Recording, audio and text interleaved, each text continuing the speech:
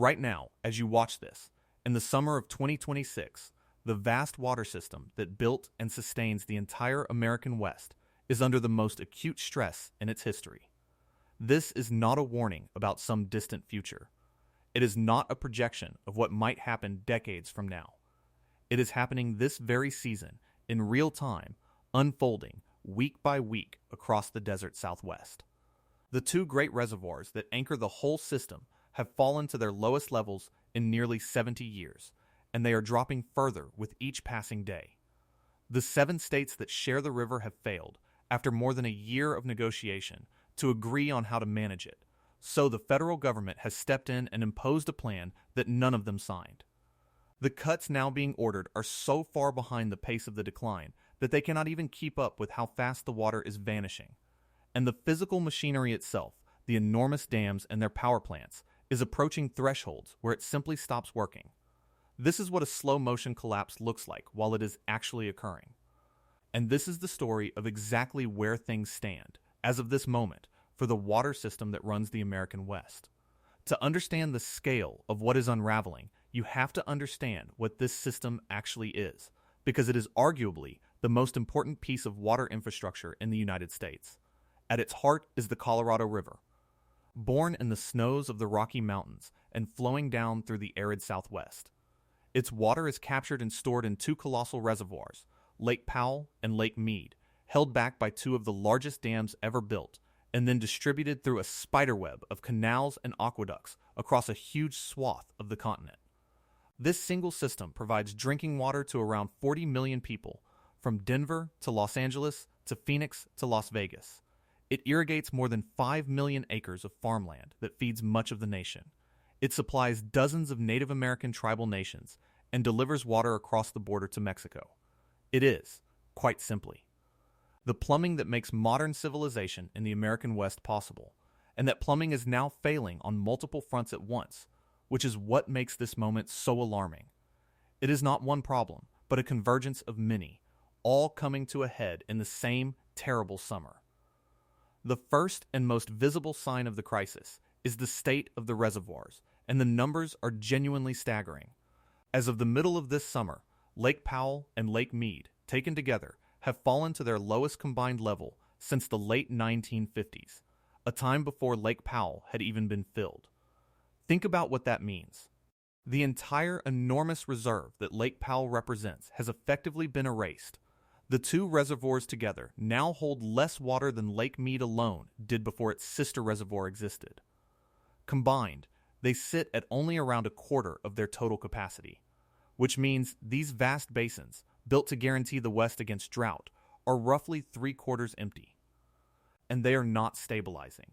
They are still falling, setting new record lows again and again, and experts warn that new records will continue to be broken until the fundamental gap between supply and demand is somehow closed. Along the shorelines, the pale bathtub rings of exposed rock climb higher and higher, a visible measuring stick of just how far the water has retreated. The buffer that hid the system's flaws for decades is very nearly gone. To translate these percentages into something you can feel, consider the actual water levels involved. Lake Mead, behind the Hoover Dam just outside Las Vegas, has dropped to around 1,040 feet above sea level, more than 150 feet below where it stood at the turn of the century, a decline so vast that the exposed rock and old water lines tower over boaters like the walls of a canyon. Lake Powell, upstream behind the Glen Canyon Dam, has fallen to roughly 3,520 feet, exposing sandstone that had been submerged for generations and revealing side canyons and landscapes no living person had seen. Marinas that once bustled with boats now sit stranded on dry ground, their docks resting on cracked mud far from the retreating water. And the decline is relentless and measurable. In the 12 months leading up to this summer, the 2 reservoirs together shed around 3 million acre-feet of water, an almost incomprehensible volume, enough to supply millions of households for a year, simply gone from the system. Federal forecasters, whose language is normally cautious and technical, have begun using words like uncharted territory in their official reports, an admission that the system has moved beyond anything its managers have ever actually witnessed before. The second sign, and the one driving all the others, is that the river feeding this system is drying up. This past year delivered a devastating blow, as the winter that fills the river was one of the driest and warmest on record across the western United States, a true snow drought. The consequences showed up immediately in the flow. The amount of water that ran into Lake Powell this year was a small fraction of the normal amount, on the order of just 15% of what would be considered typical, a catastrophic shortfall.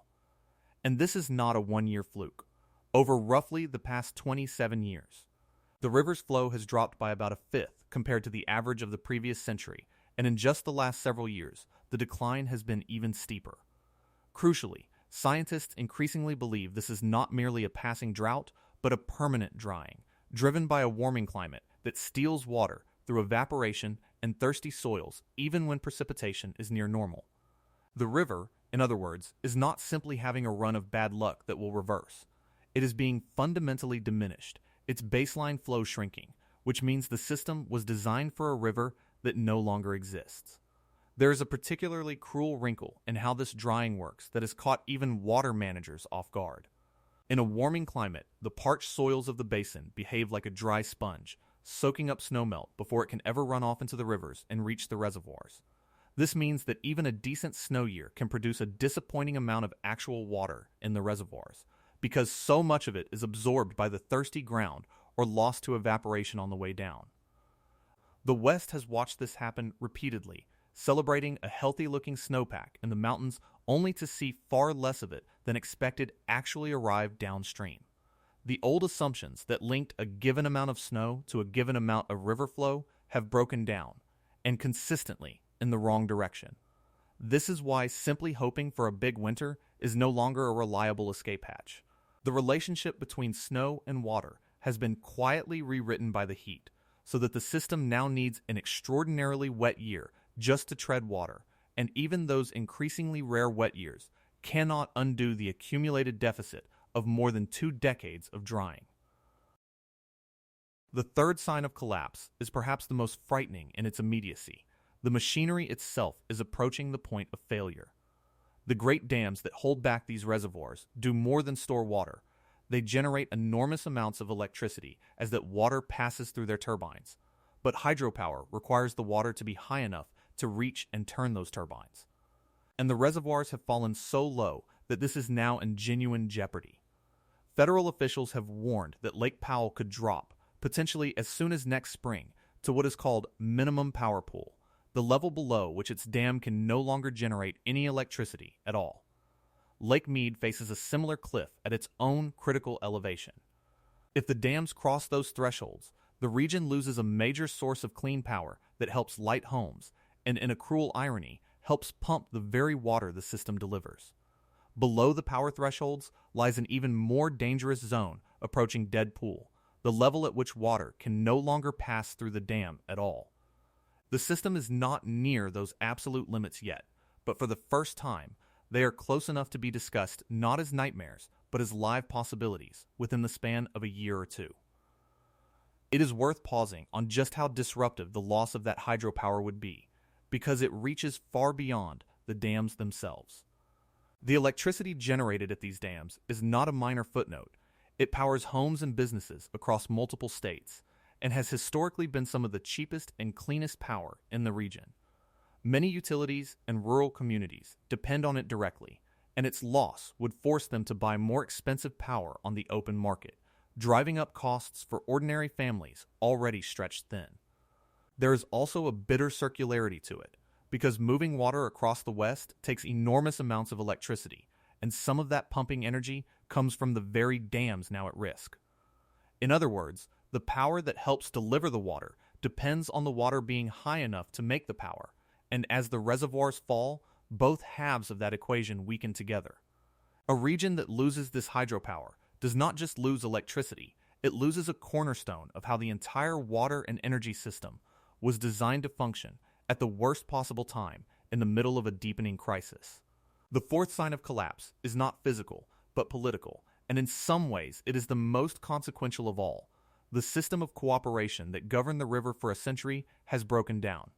For decades, the 7 states shared the river through negotiation and agreement, solving their problems among themselves.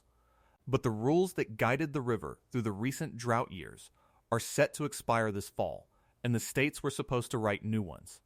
They could not. After more than a year of talks, they deadlocked, split along the ancient fault line between the upstream states, where the water originates, and the downstream states, where most of it is used. A key federal deadline earlier this year came and went with no agreement. And so, at the end of July, the federal government did something extraordinary. It released its own plan for operating the river through the next decade, imposing a framework without the consensus of the states, because the states had proven unable to produce one themselves. For a region that always prided itself on managing its own water, this federal imposition is a profound rupture, a sign that the cooperative machinery has seized up at the exact moment it was needed most. To understand why the states could not agree, you have to grasp the fundamental unfairness that each side perceives in the other's position, because it goes to the very heart of how the river was originally divided. The downstream states point out that they are home to most of the basin's people and its enormous agricultural economy, that they have already been absorbing mandatory cuts for years, and that a crisis this severe demands that everyone contribute their share. The upstream states counter that they live closest to where the dwindling snowpack actually falls, that they already receive less than their full legal entitlement in dry years because the water simply is not there, and that they cannot be compelled by the federal government to make the kind of fixed cuts the downstream states can. This last point is crucial and often overlooked. Because of how the law is structured, the federal government has clear authority to impose reductions on the downstream states, but far weaker leverage over the upstream ones. So the upstream states have a stronger negotiating hand, and they have used it to resist mandatory cuts, offering only limited voluntary conservation instead. The downstream states see this as the upstream refusing to share the pain. The upstream states see themselves as protecting water they were promised a century ago. Neither side is simply wrong, and that is exactly why the talks collapsed into deadlock rather than compromise. The fifth sign is a brutal mathematical truth buried inside that federal plan, and once you see it, the depth of the crisis becomes undeniable. The plan requires the downstream states to cut their water use significantly, by roughly a fifth over the next 2 years, with the possibility of even deeper reductions if conditions worsen. These are painful, serious cuts, and yet, when you measure them against the rate at which the reservoirs are actually declining, they are not nearly enough. In the single year leading up to the plan, the two reservoirs lost around 3 million acre-feet of water between them. The first phase of cuts the plan orders offsets well under half of that annual loss. In other words, even as the states are being forced to give up enormous amounts of water, the reservoirs will very likely keep falling anyway. Because the cuts are chasing a decline that is outrunning them. It is the water equivalent of running as fast as you can just to fall behind more slowly. This is the mathematics of a system in genuine trouble where even the emergency measures are not sized to the emergency. And there is a further complication. The plan allows cuts to grow deeper if conditions deteriorate, potentially reaching as much as 40% of the downstream state's legal entitlement in the harshest scenarios. But there is a limit to how much can be squeezed from cities and farms without severe economic damage and threatening the water security of major metropolitan areas. So the plan is caught in a vise. The cuts it orders are too shallow to stabilize the reservoirs. Yet cutting much deeper threatens the basic viability of the communities that depend on the river. The sixth sign reveals that this is not merely a problem for the thirsty downstream cities, but a crisis engulfing the entire basin, top to bottom. It would be easy to assume that the upstream states, closer to the river's mountain source, are sitting comfortably while the downstream desert cities suffer. But that is not the case. In fact, some of the deepest reservoir deficits in the whole system this year are in the upstream region. One major reservoir high in the mountains sits at only about a third of its capacity, far below its normal level for this time of year, even though the state it lies in faces no mandatory federal cuts at all. In the dry conditions of this year, some upstream farmers and ranchers have had their own water shut off early under local law. The drought is not respecting the old boundaries between Upper and Lower Basin. The entire system, from the headwaters to the delta, is simultaneously under strain, which makes the failure to cooperate all the more tragic because everyone, everywhere along the river, is genuinely hurting. And that points to the seventh and final sign of the unfolding collapse, the looming threat of a legal war. With cooperation broken down and a federal plan imposed over their objections, the states are now positioning themselves for a courtroom battle. The most exposed downstream state has assembled a substantial legal war chest and signaled its readiness to sue the federal government and possibly its neighbors. Such a lawsuit, likely destined for the nation's highest court, could drag on for years or even decades, freezing the basin in uncertainty while the reservoirs continue to empty. And here lies the deepest futility of all, because a lawsuit, however it is resolved, cannot create a single drop of new water. As those who study the river grimly observe, conflict will not change the hydrology. No court can order the snow to fall or the river to rise. A legal victory for any side would be, in the largest sense, hollow. A fight over how to divide a shrinking pie that does nothing to make the pie larger. Now at this point, honesty requires a careful and important clarification, because the word collapse can conjure images that are not accurate, and it would be irresponsible to leave a false impression. The taps in Los Angeles and Phoenix are not about to run dry tomorrow. The dams are not on the verge of physically bursting. People across the West still turn on their faucets and water flows, and they will continue to do so for the foreseeable future, because these are wealthy, sophisticated, deeply adaptive societies with many tools still at their disposal. So what precisely is collapsing? Three things, all at once. The cushion is collapsing as the reservoirs that provided decades of security drain toward their limits.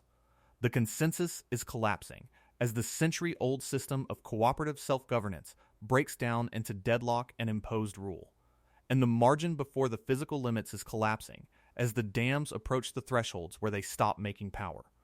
It is not a sudden cinematic catastrophe. It is the simultaneous failure of the buffers, the agreements, and the safety margins that a whole civilization quietly depended upon.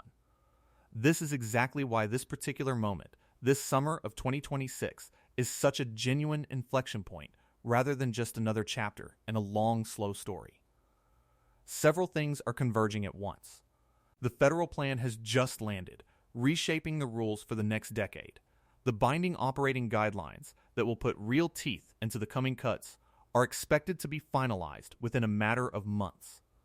This is the very season, late summer, when federal managers traditionally assess the reservoirs and formally set the next year's shortage levels.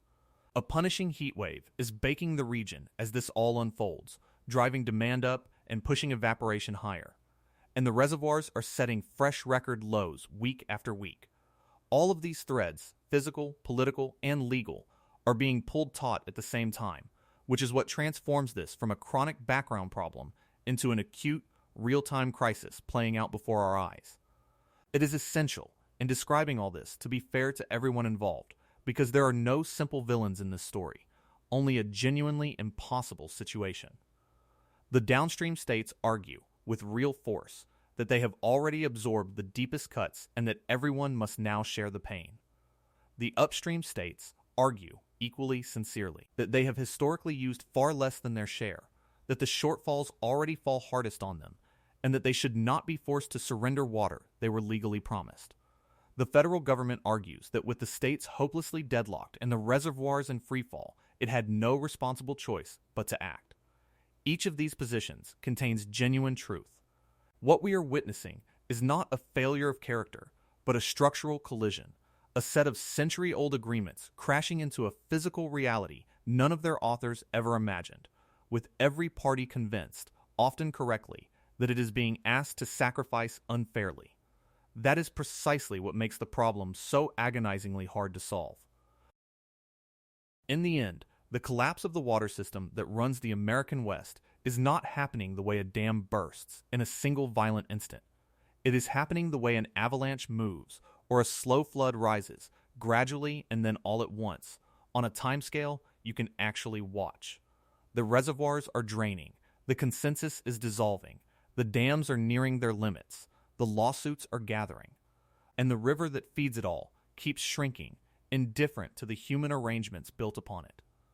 As of this summer, The West has very nearly run out of buffer, run out of agreement, and is running out of time to act before the physical thresholds force decisions that no one wants to make. What happens over the coming months, the final rules, the possible lawsuits. And above all, the snowpack that next winter does or does not deliver will shape which direction this crisis turns. But make no mistake about where things stand right now. The great machine that built the American West, that turned a desert into a home for 40 million people, is groaning under a burden it can no longer comfortably carry. And everyone who depends on it, whether they realize it or not, is now watching in real time to see whether it holds, adapts,